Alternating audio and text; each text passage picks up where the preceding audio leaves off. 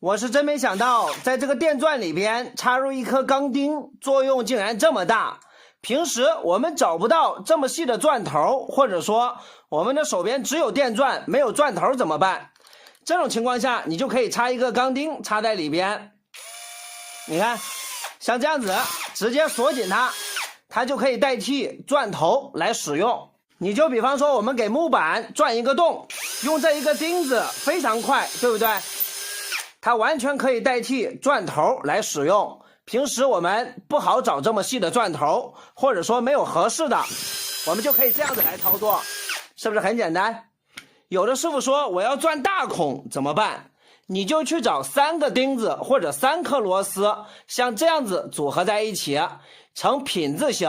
之后你再把它塞到这个电钻里边，像这样子给它拧紧。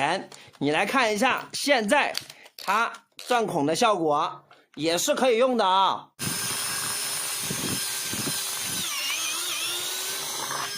看到没？速度非常快呀，这个适合钻大孔，分享给你。